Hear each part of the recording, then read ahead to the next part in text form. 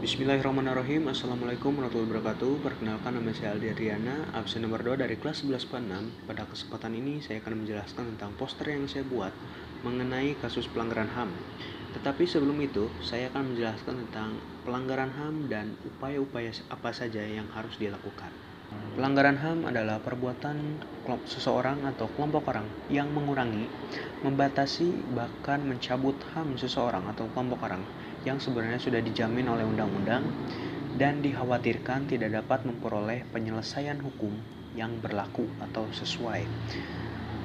Contohnya itu ada pembunuhan, ada penganiayaan, perampasan, perbudakan, pemerkosaan, dan lain sebagainya. Lalu apa saja upaya-upayanya?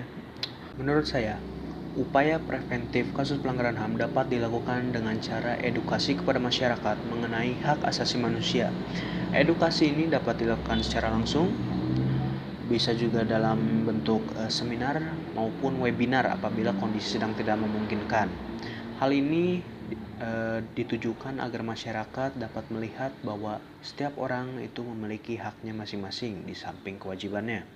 Lalu, upaya represifnya itu pemerintah harus dapat menyelesaikan atau menuntaskan kasus-kasus HAM secara profesional sehingga menimbulkan efek jera dan diharapkan tidak akan ada lagi kasus-kasus pelanggaran HAM yang lainnya.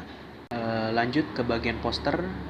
Pada poster ini saya hanya mengacu kepada satu poin, yaitu himbauan, dan bisa dilihat di sini terdapat kata jangan diam, mulailah tuntaskan kasus pelanggaran HAM di negeri ini dan terapkan 3T. Yang pertama itu tidak melakukan tindak kekerasan dalam bentuk apapun.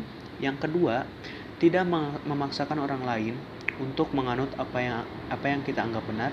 Dan yang ketiga itu tidak merendahkan harkat dan martabat orang lain. Baik, di sini saya bagi menjadi 2 poin, yaitu jangan diam, mulailah tuntaskan kasus pelanggaran HAM di negeri ini. Artinya banyak sekali kasus-kasus pelanggaran HAM yang sebenarnya belum tuntas, bahkan ada juga yang sudah diberhentikan. Hal ini sangatlah merugikan bagi pihak korban dan sangat disayangkan pihak korban tidak dapat memperoleh keadilan yang seutuhnya.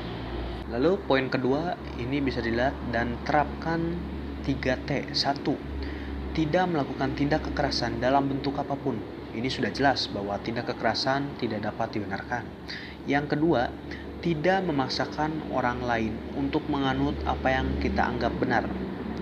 Ini juga sudah jelas dijelaskan dalam pasal 28E ayat 1. Di situ diterangkan bahwasanya setiap orang memiliki kebebasan dalam memeluk agama. Dan yang ketiga, itu tidak merendahkan harkat atau martabat orang lain.